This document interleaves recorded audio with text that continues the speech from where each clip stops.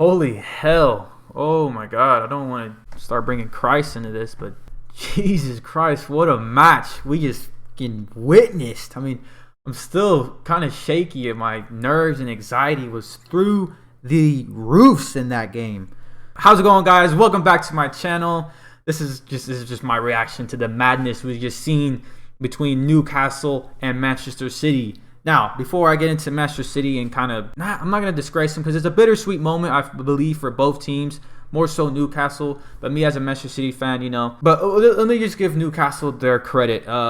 Wow. What a game from Newcastle. From the very beginning, I know they conceded early, but from the jump, from the first kick of that ball, they pressured us. They forced us to make a mistake. They were on us, and they did not let us breathe. Fortunately for us, we were able to get the first goal. A dazzling assist from Ronaldo, did what he does. He get the ball on the right, went in, got the first goal. But Newcastle responded perfectly, and they absolutely dominated us that first half. Absolutely dominated us. I couldn't believe what I was seeing. I was getting pissed at my team because I thought they were they just didn't seem up for the game. Newcastle wanted it so much more than us in that first half. Checking some of the stats, I mean, there's things going on Twitter right now where for like 10-15 minutes of the game, Newcastle had 90% of the possession. It's typically the opposite. So massive respect to Newcastle. A few players that stood out for me. I mean, the whole team stood out for me. They all played very, very well. But there's three players that really, I think, made a difference in this game. Was first of all, Nick Pope. I know he conceded 3, but it could have been a lot more. He really stood his ground. Joelinton, I thought his work rate was amazing. He really put us under pressure, forced us to make tons of mistakes, and was able to feed St. Maximum a lot. And then the third one is the guy I just mentioned. St. Maximum was phenomenal today. Cooked Kyle Walker. I was getting so angry with Kyle Walker because St. Maximum was just making him look, I don't want to say average, but he was cooking him out there. So tons and tons of respect to Newcastle. This was an insane match to watch. Beautiful goals from them. Trippier free kick. As soon as I seen it, I was like, me and my brother were both looking at each other like, this could be a goal here, and he hit it absolutely perfectly. What a game from Newcastle it was. So impressed. I expected him to do well. I don't know if you've seen my prediction video, but I think I placed them 8th place or 7th. But I did not expect them to come out and look this good. I mean, the way they looked against us was remarkable. Was absolutely remarkable. I'm so thoroughly impressed with Newcastle here. Unfortunately for them, I believe they got some tired legs, even with the substitutes. Manchester City kept putting on the pressure. And actually, I'm going to give them a bit of more credit. I know they conceded 2 goals in the second half in quick fashion, but for them to then not drop their heads and to carry on with the game and keep Man City from scoring a winner for the last 30 minutes and actually keep taking it to Manchester City was also very impressive, right? I mean, after we got, I didn't think we were going to come back, but once we did, I did kind of expect us to get the 4th just because I thought maybe Newcastle were then out of it, but they stood their ground. They kept coming at us, and they kept playing their way. They were getting tired towards the end there. As we could see, some of them dropped off a bit, and it was only really St. Maximum really putting on the pressure. But still very impressed from them, and wow, this new manager has been playing so good. It's scary. It's scary good. But yeah, so tons of credit to Newcastle there. You guys played phenomenally, and I know you guys are a bit disappointed that you didn't get the full 3 points. But I'm sure you guys gave your fans so much to respect, so much to cheer for, and I know they're proud right there. I mean, that stadium was rocking. But yeah, now into Manchester City, my team. It's a bittersweet moment. Like I said, it is for both teams, but me personally as a Manchester City fan, it's a bittersweet moment. I'm glad we were able to come back. Super proud of the team for fighting back and not just giving up, even though it looked like from the first kick of the ball that they were just coming in here expecting the result, not really switched on. And that's what irritated me most. That first half, we get the goal and we just expect that we're just gonna coast through this game for a win. Like, no, you should know going to Newcastle at their home, they're going to be pumped and they're going to be ready to play and they're going to give us everything they got. I knew this would be a difficult game. I didn't expect it to be this difficult, but I knew it was going to be a difficult game, and we had to be switched on here, and we just weren't for the majority of it. And that's what's pissing me off. Phil Foden, I gave him his credit last game versus Bournemouth. A lot of people were calling for his head. I said, hey there, let's relax on him. He made it up with an assist and a goal, and he's our star boy, right? Let's give him a break. Like, yeah, he should have passed it to Haaland there. He didn't.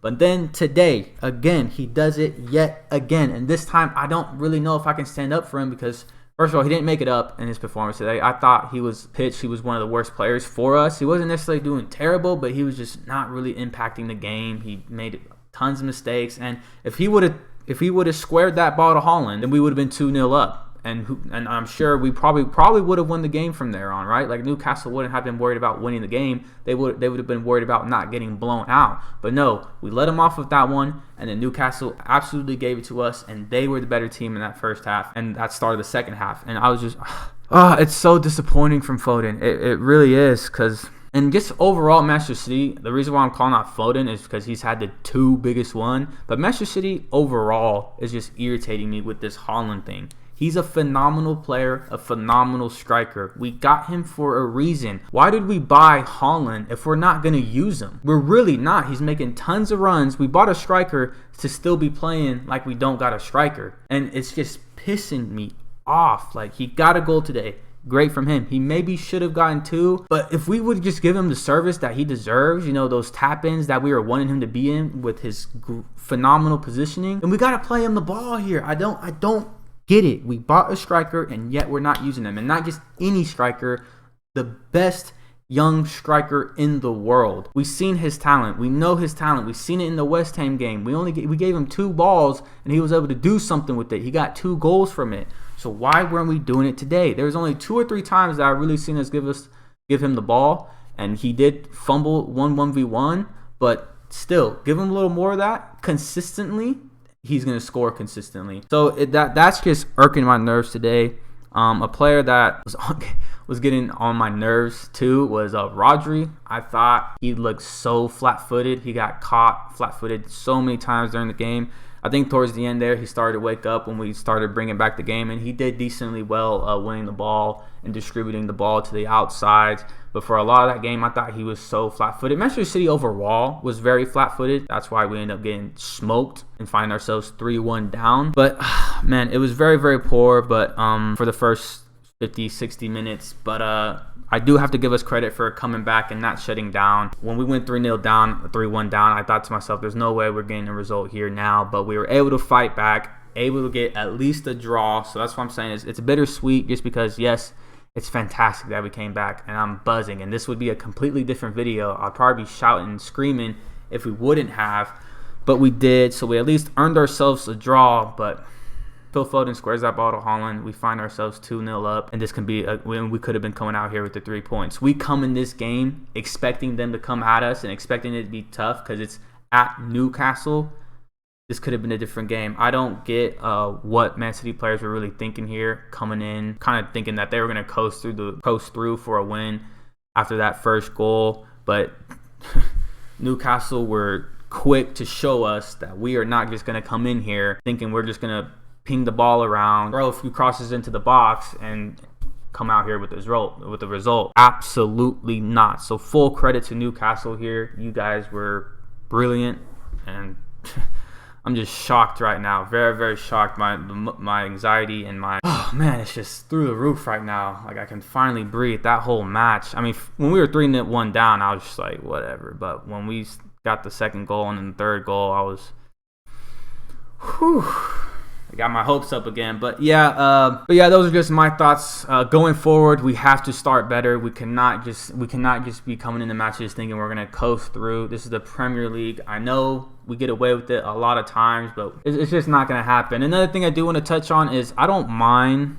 seeing our fullbacks going forward, but they cannot be forward all the freaking time. If you get a quality winger like Saint Maximum, they are going to absolutely cook us, and they're going to hurt us. I don't mind Joe Cancelo going forward because I believe he can, and he's obviously shown the ability. He's a big factor for us going forward. But Kyle Walker, on his day, he can be decent, but that's if all cylinders are firing for him. But when it's not like it was today, he's going to find himself in tons of trouble, and he's going to put us in a lot of troubling situations. So yeah, Pep Guardiola, although it did work out and it looked good these first few matches, you may want to rethink that one because, like I said, on his day, Kyle Walker is able to do it. But for me, I'd rather not see it, especially when we're going up against someone like Newcastle, who has a player like Saint Maximin who will absolutely get at us. So yeah, those are just my thoughts on it. I'm glad because of the circumstances, I'm glad with the draw. But coming in this match, I was expecting the full 3 points, and I was really hoping that we could take advantage of these first 2 draws from Liverpool, a loss from Chelsea just earlier today. I was really expecting us that we kept the pace with Arsenal, kept that first place, and start separating ourselves from everyone else. But we weren't able to quite do it today, thanks to Newcastle. You guys were great. Good stuff by Newcastle and good stuff on Manchester City to come back. So those are just my thoughts on it. Let me know in the comments down below what you guys think. Please hit a like on this video, hit that subscribe button, and I'll see you guys later.